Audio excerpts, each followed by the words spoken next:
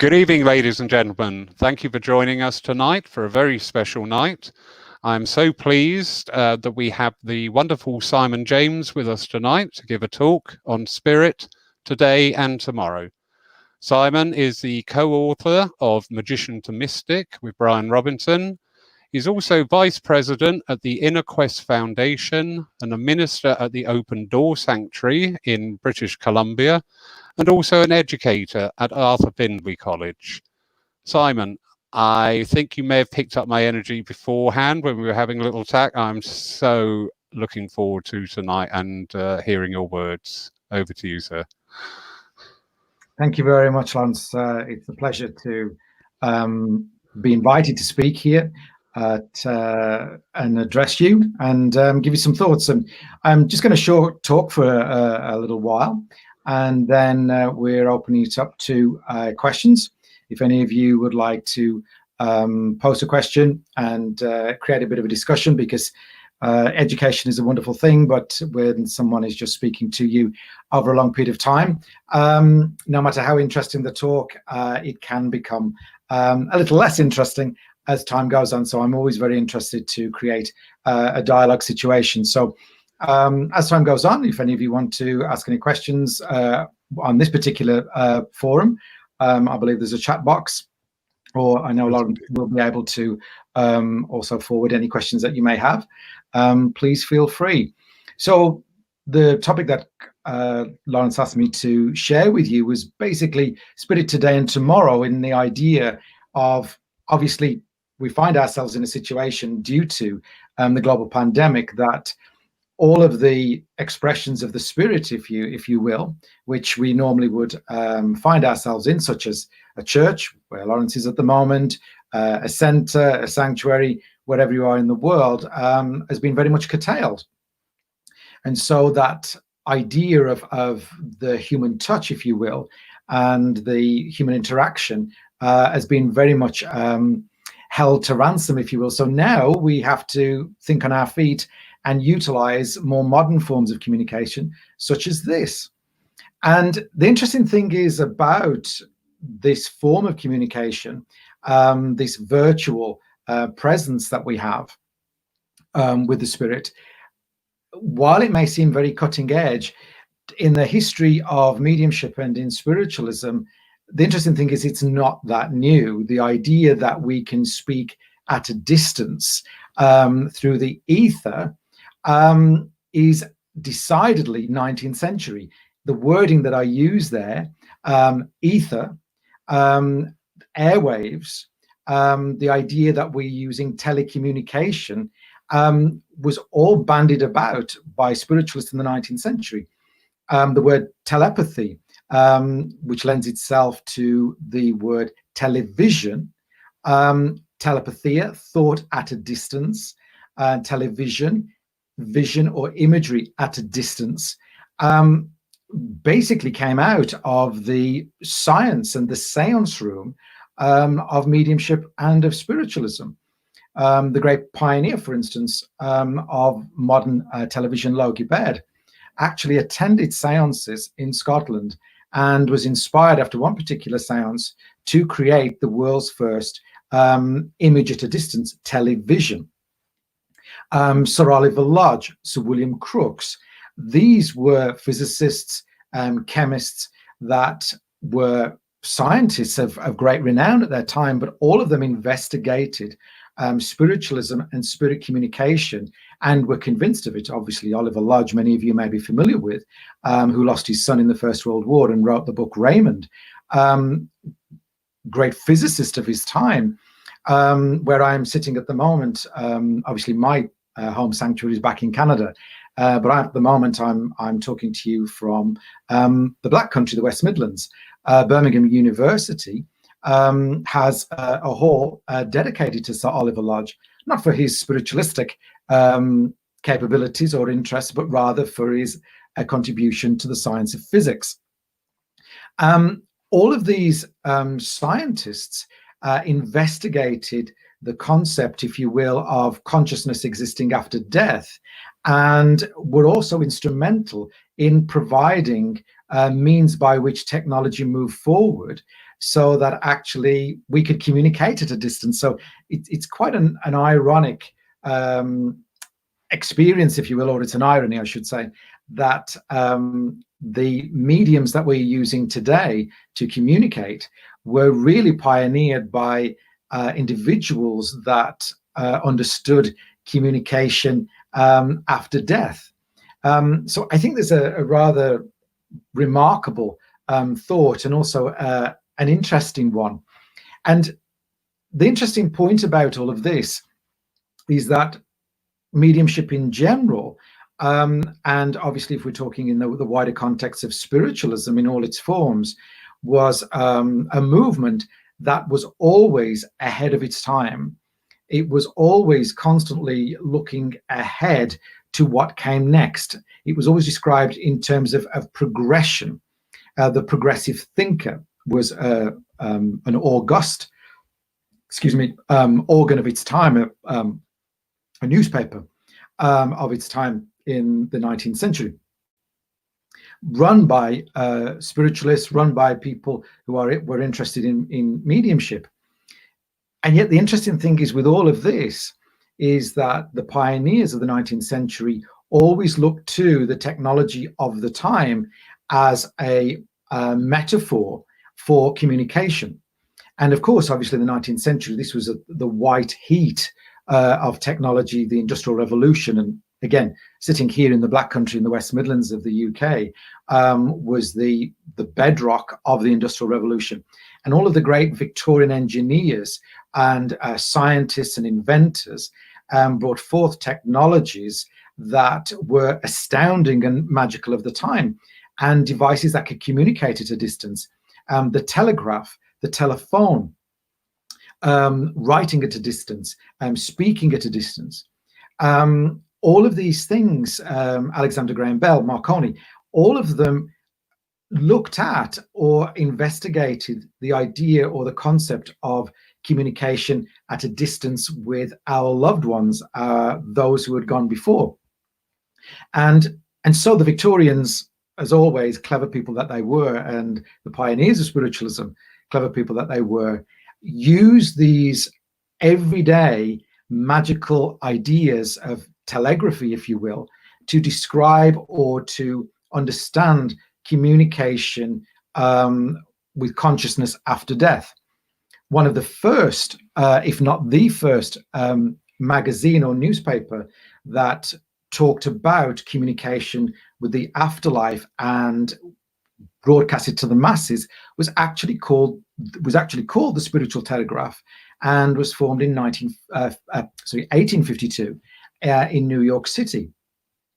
And here the idea that mediumship was a form of telegraphy, if you will, of messages between one world and another, and that the medium, much like the telegraph machine, transmitting electrical signal into code, which then was able to transmit into words, and obviously from the telephone point of view, telephony, into electrical signal into sound. In much the same way, the pioneers of spiritualism use the metaphor of the telegraph to describe mediumship, wherein which the medium became the device through which communication took place between consciousness of the world of the spirit and consciousness in the world of matter, meaning obviously this world. And so we have wonderful, wonderful examples of our pioneers beginning to look at communication, if you will, both in a scientific sense and also in a technological sense.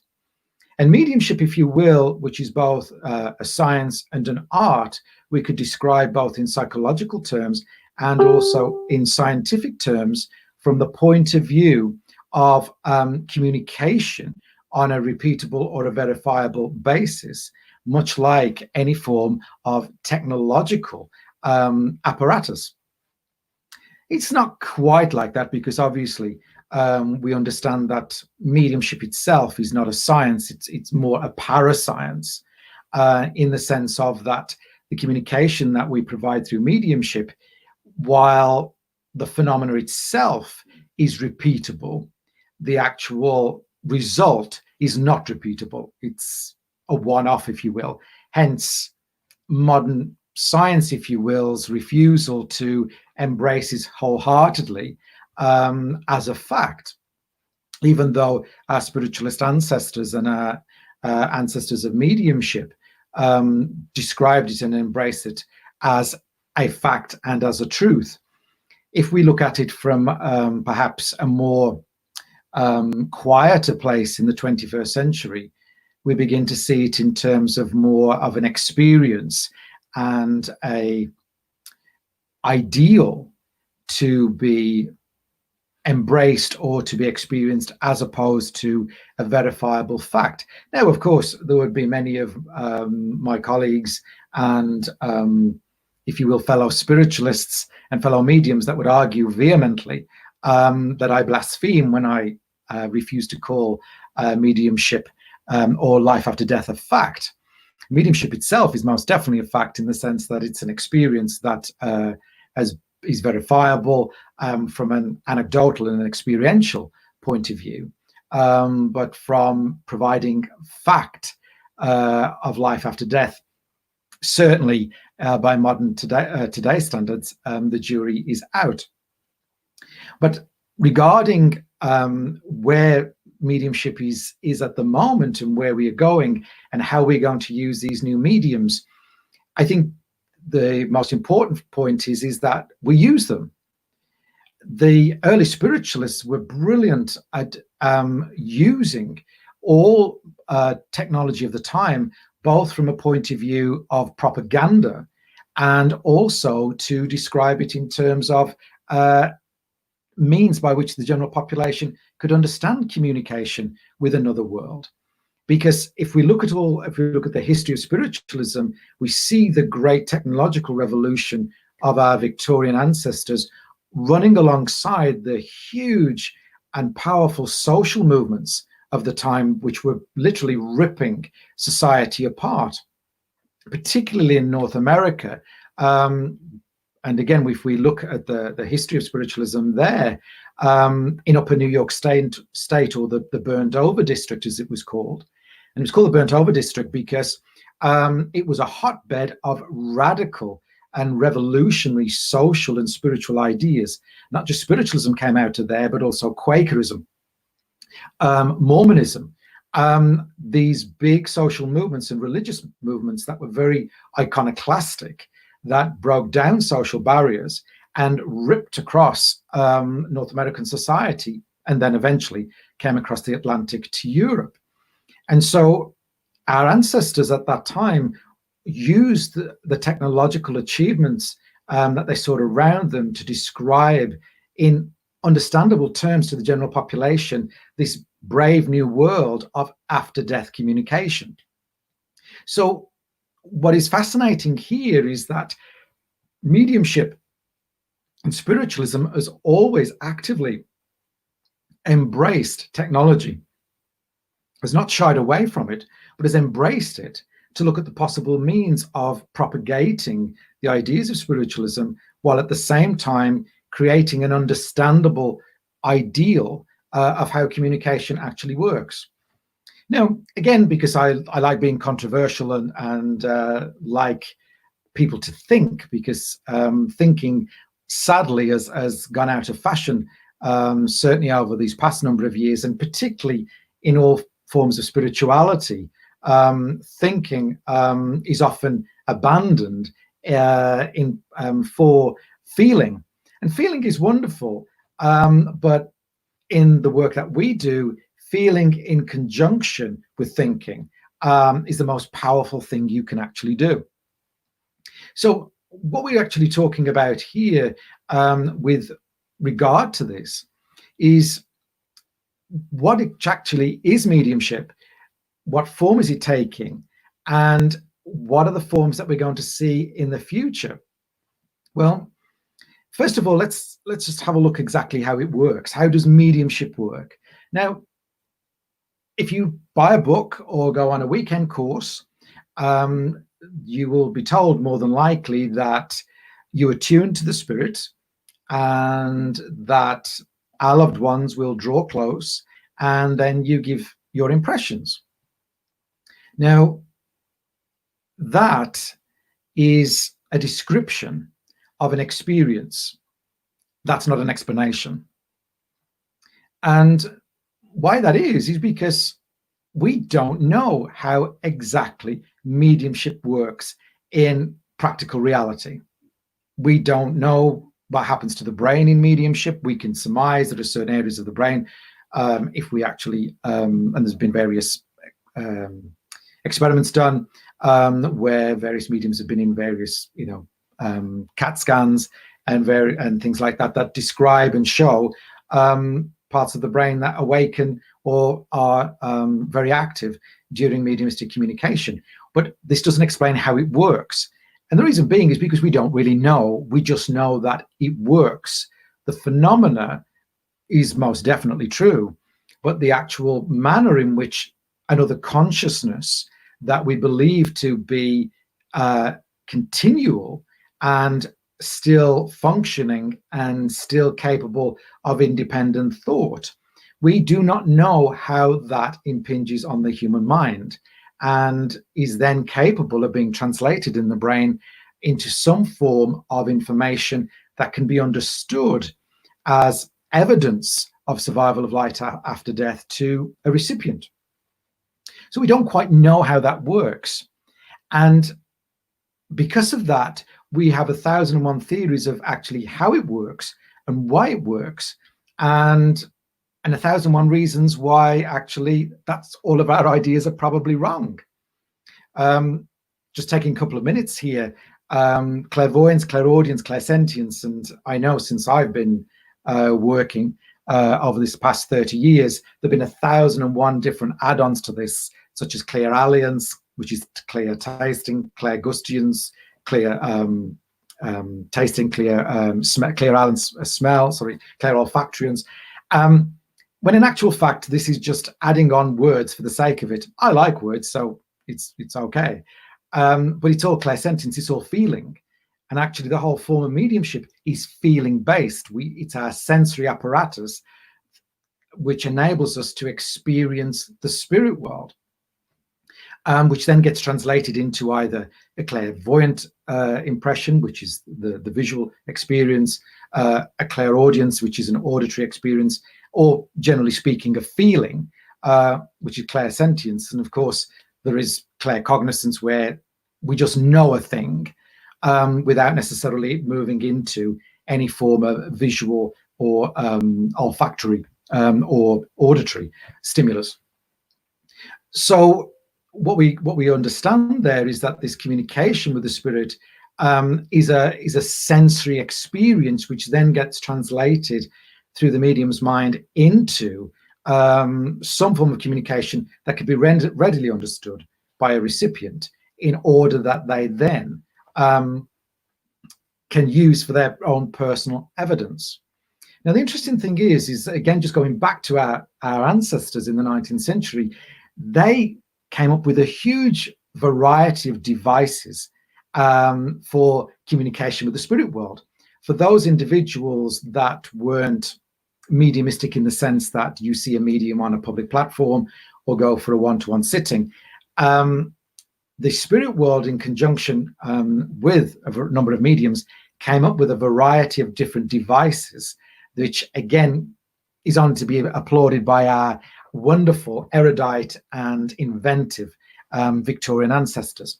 I'm sure most of you out there have experienced a Ouija board, and obviously it comes from the two words German and French, oui and ja, yes, yes board. And so I'm sure many of you, possibly as a teenager, may have either had a Ouija board or put letters around and a glass and then placed your fingers over it, or it may even had a pointer, a planchette, which is slightly different. But and so you place your fingers on this, and then it moved around and spelled out a number of different words. I would like to just comment on the idea of the Ouija board if I can, because as soon as you mention Ouija board, most people run for the hills, start running around screaming and trying to burn them as quickly as possible for fear of contacting the dark side. The only way that the Ouija board can ever harm you is, and the only way that you're going to die by using a Ouija board is probably through boredom, because it is insanely boring, so laborious as to be untrue.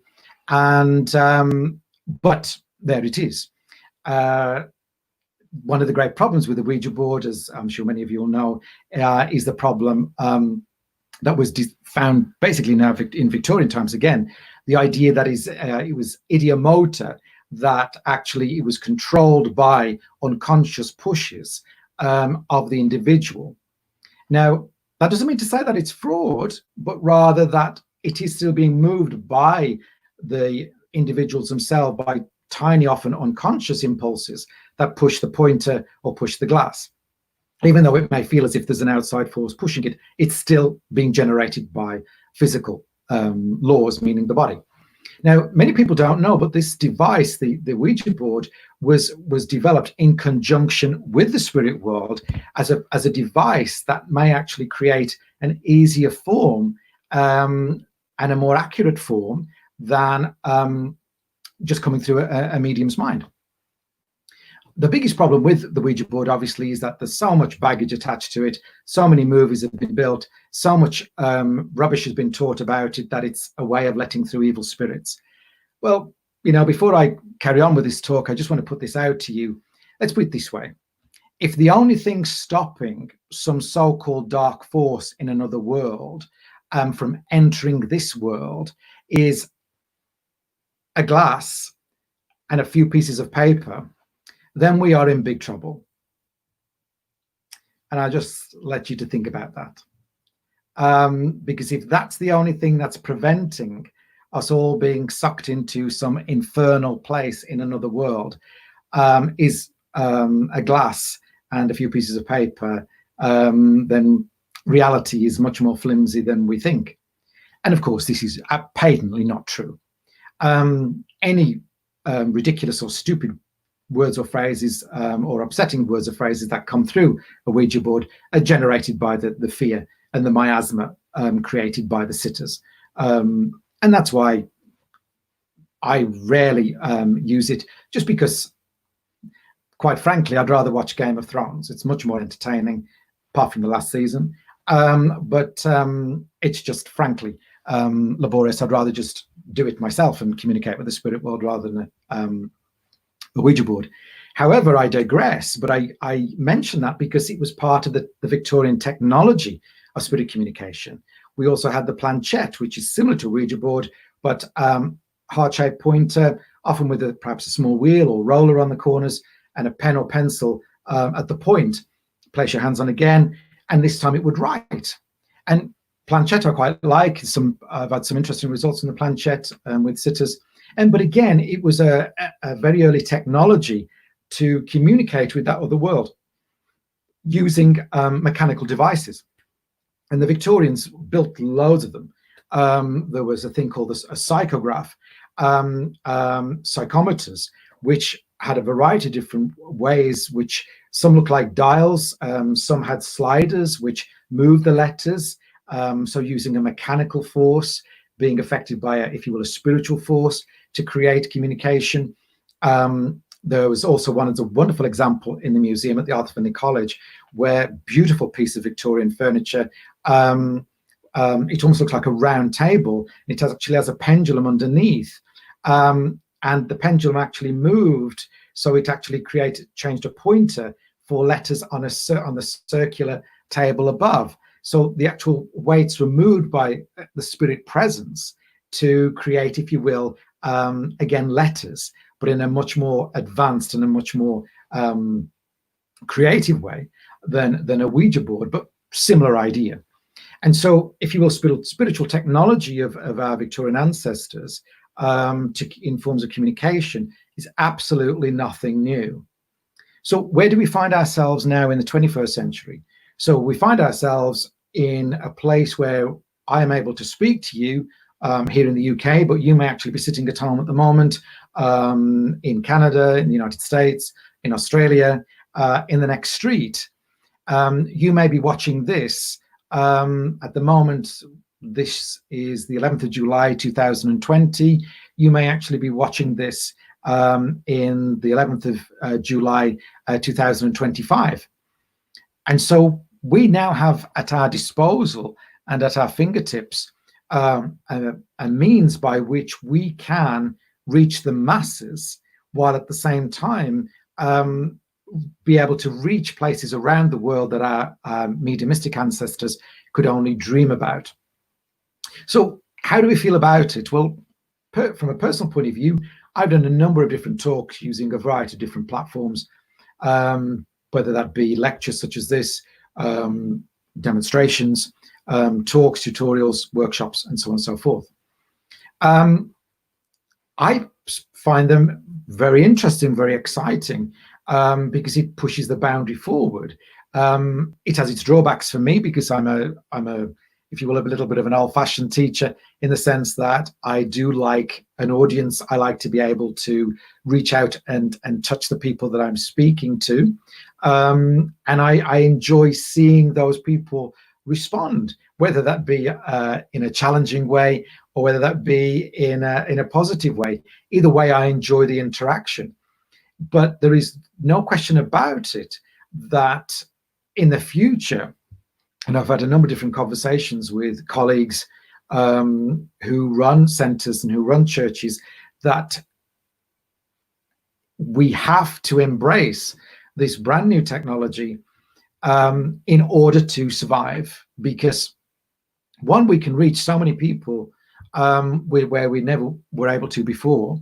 We are able to reach people who would never ever enter any form of spiritualist church or center. And we're able to reach people that would never even heard of mediumship, spiritualism, and the like. And so we have an exciting future in front of us if we dare to grab it. And that's the caveat, if we choose to. Spiritualism at the moment really is in a precarious place in its history, because we have a number of different centers around the world, certainly here in the UK and around the world, that are in a very precarious way, where we will have to use electronic means in order to survive. And I certainly, and I've been in discussion with the sanctuary, the Open Door Sanctuary back home in Victoria, Canada, where, you know, at some point we will be having both physical public services and virtual services running concurrently, so that actually we have people physically present in Victoria, excuse me, and have a virtual presence in the United States, Europe, Australia. And so, if you will, the great positive thing here is that we have the opportunity to create a virtual congregation, if you will, in a church, while at the same time being able to communicate and offer these spiritual ideas, spiritual truths, and, if you will, mediumistic comfort to the bereaved, to people that we would never in our wildest dreams have been able to speak to.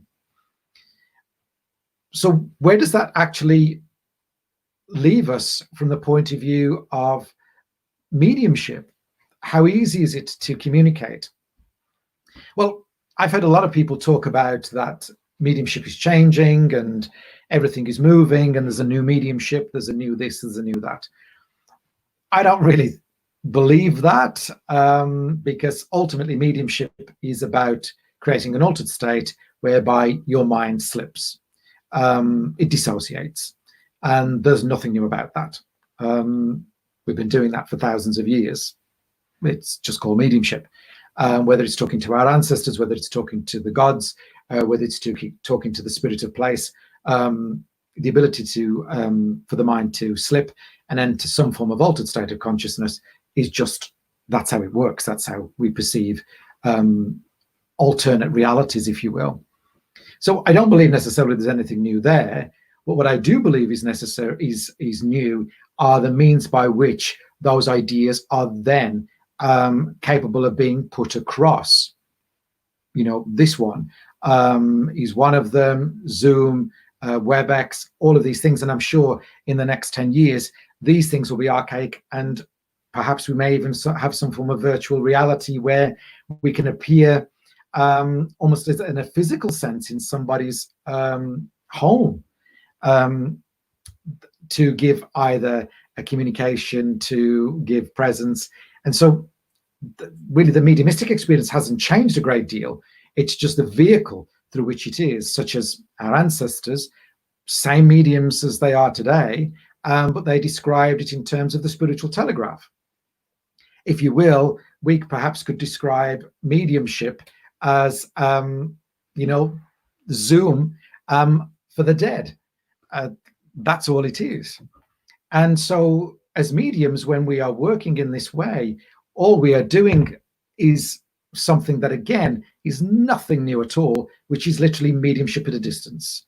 It is purely, and as mediumistic teachers, what we do is always give a student the possibility to give, and what's called a proxy sitting. Obviously, for those of you who have been taught mediumship, you will have done exercises such as this, where you give a demonstration to an empty chair, which shows the intelligence of the spirit. It's not known by the medium who is sitting there until the recipient comes and sits down. The information is then given to the recipient, and it is then checked from a point of view of accuracy of the information that the medium has given prior to them taking their seat. So the intelligence of the spirit is nothing new. And so if the spirit world is capable of using that intelligence to give information to someone who is not there yet, then they are certainly capable of impinging a medium's mind to communicate across vast distances at electronic means. Because obviously from us as human beings, we can only perceive dimensions, 4 dimensions. We can only experience up, down, sideways, and time. But to the world of the spirit, we are talking about a timeless world. So a person who is listening to this in Australia and listening to somebody speaking physically in the UK, while physically we are in 2 different locales, to the world of the spirit, we are in the same place at the same time, at every time. So the idea of communicating or demonstrating, at a distance, at a different time, is really nothing more than what we do anyway. If there is a difficulty by the medium, it is purely down to their own perception of challenge and of difficulty. Because obviously everybody's mediumship is dependent upon their belief in what is possible. So of course, if I believe that I cannot give a communication to someone in Australia through the medium of virtual communication, then it won't happen. Not because the spirit world cannot do it, but rather because my own innate fear prevents that communication from taking place. So what we're looking at here is going forward is this wonderful opportunity to take communication really into its rightful place. And I find it interesting, if you read the history of spiritualism, that our pioneers would have embraced this wholeheartedly. They would have been all over this straight away because it would have made complete sense to them. Just another form of communication. They would have embraced it. They would have ran with it, and it would have been a radical, absolutely radical form of communication. And sadly, really, spiritualism over the 20th century really retreated into a very comfortable place, which really wouldn't have been understood by the pioneers, of meeting in our centers where the same thing happens week in and week out and nothing really changes, and that the social world that a medium finds himself in is not involved. social change is not involved. And again, many of you know this without me giving you another history lesson. But of course, spiritualism was at the forefront of all of the great social changes of the 19th century. The abolition of slavery, women's suffrage, workers' rights, ecology, mediumship and spiritualism were there front and center. And then in the middle of the 20th century, it retreated into a very, very safe place where it became very comfortable in its own existence, and the same old carried on. Well, as I'm sure those of you who run churches will understand, that the same old doesn't keep a building running. And also the same old will not keep people's interest in this most amazing form of communication, but also, to my mind, a much more rather wonderful belief system in which we are capable of changing the world. So perhaps, just perhaps, this may be a great opportunity for spiritualism and mediumship to grasp the nettle of communication from a virtual point of view, this technology, and run with it. And actually, we may start to gain more of a presence in people's lives, but also to make ourselves more uncomfortable. Because one of the things that I think we all have to do, whether it's myself, whether it's other teachers, whether it's spiritualists in general, we need to make ourselves as uncomfortable as possible. And certainly at the centre that I run, the Open Door Spiritualist Sanctuary in Victoria, along with Brian Robertson, is to make people, our congregation, as uncomfortable as possible. That's our job. Because if we make people uncomfortable, people tend to move. If we just constantly talk to them, much like Charlie Brown's Teacher, where no one understands what's being said, it's just this mwah, mwah, mwah noise, then nothing changes, nothing moves, and literally our centres and our churches will die. It's as simple as that.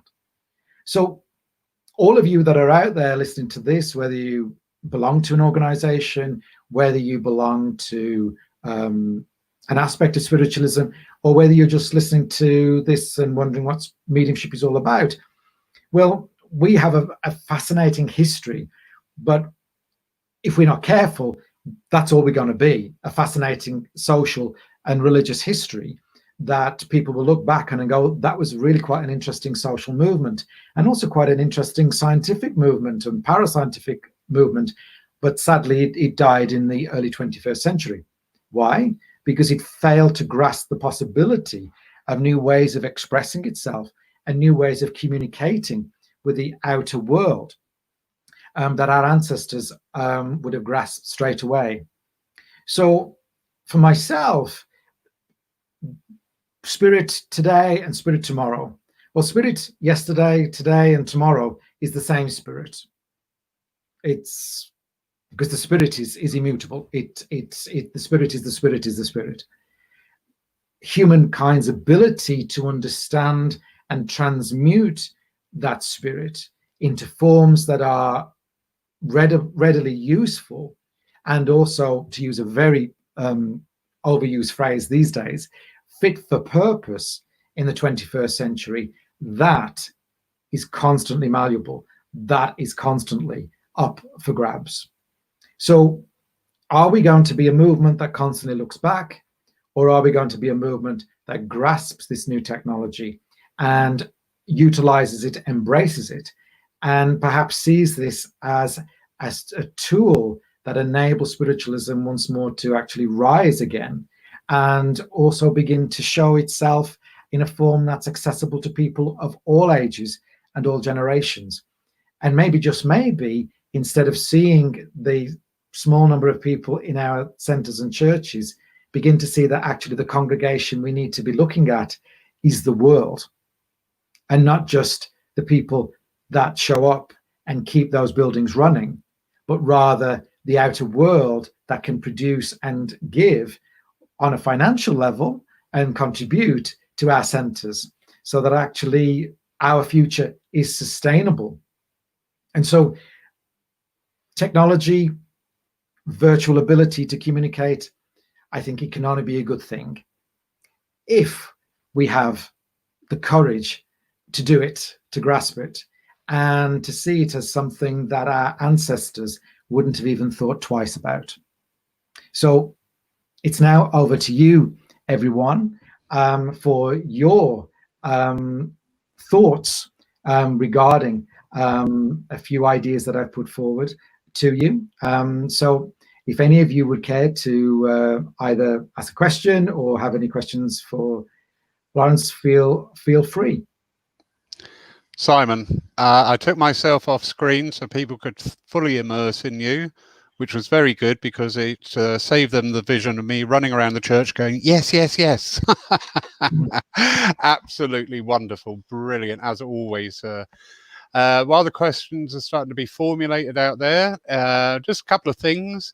I did love very much when you were saying about mediumship and not having the fact. I have always been a big proponent of that. I've always said that if this hard physical object was that irrefutable proof that life continues after this life, we've just devalued this life to a lot of people, you know. Absolutely, and I personally think we've got to stop saying it's a fact, because we don't need to anymore. Yeah. And it's irrelevant, and really it's a fact to those who choose to believe, but it's not a fact to those who choose. It's a fact for those who choose to believe. It's not a fact for those who choose not to believe. And so I think it's irrelevant. I think it's absolutely irrelevant these days. Wonderful. And also the simile you drew there with the Victorian era, with all the social upheaval going on. We've all got our own thoughts and visions of the future, but we are going to go through a very uncomfortable time in all aspects of our life. Absolutely. And we should be able to speak to that. We have to be able to speak to that, and not just constantly give out meaningless platitudes such as, well, the spirit is with you and it's going to be better tomorrow. That's not enough anymore. It's not good enough. Indeed, I believe we have got this call to arms now for now and the future. Exactly. I quite agree. Yeah, absolutely wonderful.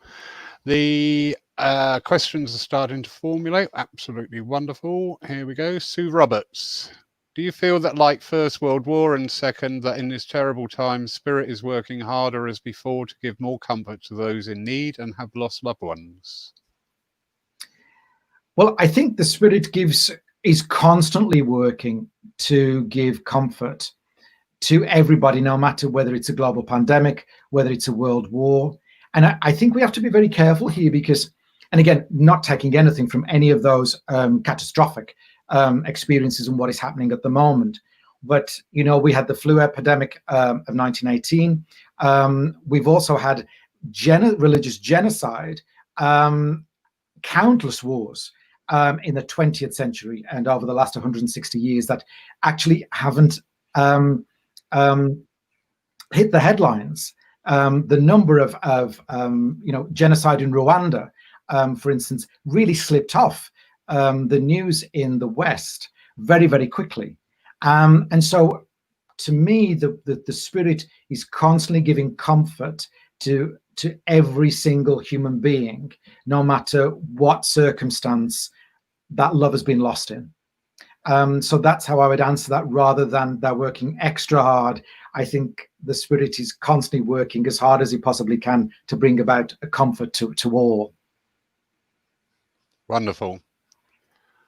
Fiona Parry Dodd. Hi, Simon. Loving your passion for change. How long have you felt so passionate about transformation of the old, outdated beliefs? Forever. I was young once. Well, I'm actually only 22. I've just had a lot of worry. But I came into spiritualism. I was about 17, and I was the youngest in my church in Wolverhampton in the West Midlands, and I loved it. I felt that was where I was, and I walked in the door and I never came back out again. And then when I became a working medium and working at the Arthur Findlay College and under Gordon Higginson, and then in my own right at the Arthur Findlay College, I set up a movement called Spirit of Youth. I was the youngest course organizer back then, and I faced such a huge amount of criticism of constantly looking, well, how can we in our worship settings in our churches find music that's more relatable? So I introduced, along with friends, I introduced more modern pop music at the time in the early 90s. Brian Robertson and myself introduced Talking Heads, where we have a conversation, a dialogue between the two of us to get across the philosophy of spiritualism. And Brian Robertson back in Canada had already been doing a very great job of doing cutting edge spiritualism. And so I've always felt very passionate that we have this great product, but our packaging is extremely outdated. Our language is outdated. And yet it's so sad, because our pioneers spoke to the man in the street and also the politician in government, and was able to move backwards and forwards. And if you look at our movement today, not everywhere, obviously, but in many places it's become staid. Its ideas fail to engage, and frankly, it's boring. And it's so sad, because we have this wonderful message, but we have to start looking also at the beliefs that we have. That's why I took some time to talk about the Ouija board, because we've got to start now in the 21st century. And I said this another day, and I won't take up too much more time on this, but let's put it this way. You only have to switch on the TV to see the horror of what COVID-19 has done to people's lives. Wars have done to people's lives, and so on and so forth. And we are still worrying about a so-called dark side in the spirit world. Come on, let's think about this, because if I want to get really frightened, I put on the TV and watch the news. That frightens me to death. But in 30 odd years of working with the spirit, not once have I had a so-called dark side experience. Not once. Because we understand these things in psychological terms now. And so we need to grow up, have grown-up conversations about our belief system, because if we do so, we can then share that to other adults, and we can actually take our movement forward. Excellent. Here's a very pertinent question, because I know this is going to be one that is going through a lot of churches and centres, not only here, but across the US and Canada as well, from Denise. But as a church, how can we avoid the loss of members who aren't open to the sort of change that's inevitable? There are people who have been in the movement for many, many years. Do we make it so uncomfortable for them that they leave the movement, or is it too much of a schism? No, absolutely. No, we don't leave. We don't let our members go. What we do is take them with us. We take them with us. We lose nobody. We absolutely lose no one. I'll give you an example. Our centre back home, our people who I absolutely adore, and I miss terribly at the moment. Our people, our congregation, the Open Door Spiritual Sanctuary, we have thrown so much at them over the years, and we have gone, okay, this is what we're doing now. In 2 years' time, okay, that's what we did. We're doing something else now. And what we do is we have encouraged them so much to, one, think for themselves, come up with ideas, and actually go, this is your home. This is our ship. We're all going together. We need everybody on board. We need everybody on board. However, I will give this caveat. We have to be very, very careful in our centers to people that suggest, well, if you do this for me, then I'll stay. If you do this for me, then I'll stay. Well, we must never be held to ransom by people who want it a certain way. We have to always, of course, and let's put this on again, I use this as an example. Our sanctuary, if it needs redecorating, we go, okay, it needs redecorating. Who's going to do it? Who's going to come up with the ideas? Who's going to get the paint? And it may be that myself and Brian may not like the particular color, but it's been decided by the majority, that's the color. And so that's it. And so as a family and a community within our churches, our centers, we should be able to come together, to be together, to worship together, to play together, to cry together, to get angry with one another and irritated at one another, because that's what a family does, and go, okay, you drove me nuts. I don't like the way you're doing that, but hey, we're all in this together. But no, absolutely, we don't create schism. We don't need to. When I began Spirit of Youth, at one point I thought there was going to be a mob that was, as I always like to joke, was going to tie me to the tulip tree at the Arthur Finney College and have me publicly flogged with the psychic news, you know, because I dared to challenge the orthodoxy. And now what I created, in many respects, such as the new music and new ideas, has become orthodoxy, which was never meant that, you know, it's become ordinary. And so we can, by taking incremental steps, we don't have to do a big U-turn or a big, handbrake turn with our churches, but we can also have services where we have modern and new ones. Again, without taking too much time here, our services back home, there are individual services through the year where we have the traditional spiritualist hymns. I'm a big traditionalist with our hymns. I love some of our How Great Thou Art, O'er the Earth the Dawn is Breaking, my favorite hymn of all time, God of the Granite. The spiritualist hymns I love, and we keep them for specific services in the year that are historically based, so that they're in context. So new people who come in go, what's this old hymn or whatever, can go, it's part of the history of what it is. And then the rest of the year we have new music, new ideas. So we can actually have both. We don't have to throw the baby out with the bathwater, but if we do it properly, we can keep everybody on side and bring everybody with us. But we've all got to be behind this. We've all got to be behind this change. Definitely, I couldn't agree more. We started actually last week live streaming our service. So we've got that mix that people can sit at home and watch, and people can actually come in and physically be part of it. Absolutely, and that's needed. We can never lose the physicality of a place. It's so important. Indeed. And I have been amazed actually through all the work through this time of restrictions here at Poole, the number of the congregation and people new to this movement coming in at certain age groups have really latched onto the technology side. Have really sort of like gone, do you know what? It's the only game in town. I'm going to be on it. Exactly. Yeah. I think we can be quite quick to take up the mantle on other people's behalf and say, oh, they'll never get it, when actually they're probably sat there playing bingo all afternoon on Facebook.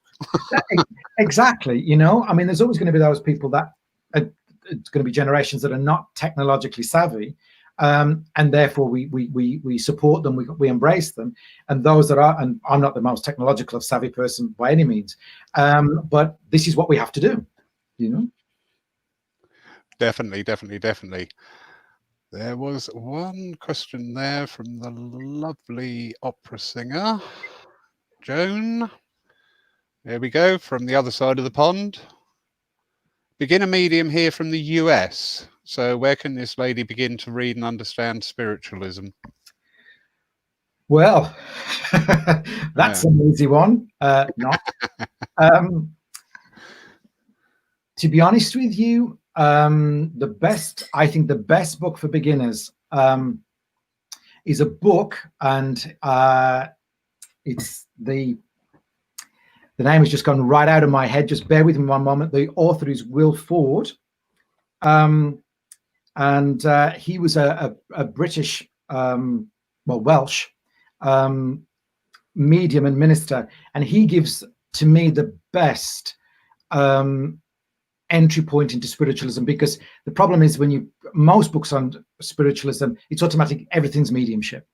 What he gives, he also talks about what mediumship is, but he gives the philosophy behind mediumship as well. And to me, he wrote it in the 1970s.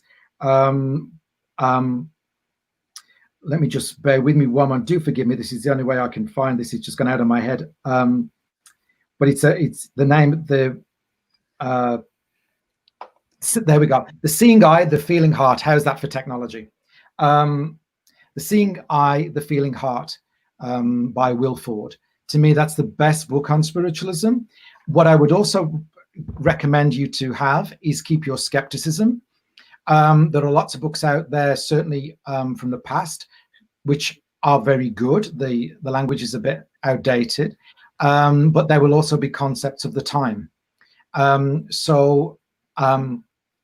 Such as the University of Spiritualism, it's very good, but there's some chapters in there that are just, really not workable anymore. And the language is not workable either. But again, that they are of the time, and they are of their the writer of the time. And of course, obviously, any books that are written today in 100 years' time will be extremely outdated, because spiritualism is a progressive belief system. So, but The Seeing Eye, The Feeling Heart by Will Ford and Linda Muir. And we're lucky enough to be able to have that within our sanctuary, but it's also available in most places. And if you get in touch with the sanctuary, we can get you a copy, but also it is available online. Wonderful. And of course, don't forget this book either. I always think it's bad form to plug your own book, buy it for yourself, but I know it doesn't stop other people. But thank you, Lauren. I should have been on commission. I was saying to everybody, get that book. Yeah, that was very slick. Thank you. One very interesting aspect as well that's been very much at the forefront of my mind with the advancement into this technological side of presenting spiritualism. I will not say mediumship, because I'm very much of your saying there.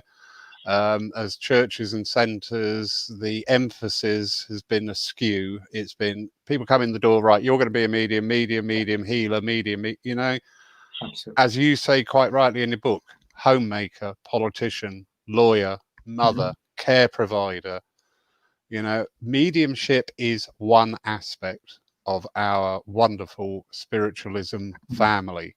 Absolutely. And it is going to be a great onus, I believe, going forward, that when we're going out into the virtual world, all right, here at a service, we would have on average 35, 40. Our services now are garnering like 2,000. Yeah, absolutely. Which is wonderful.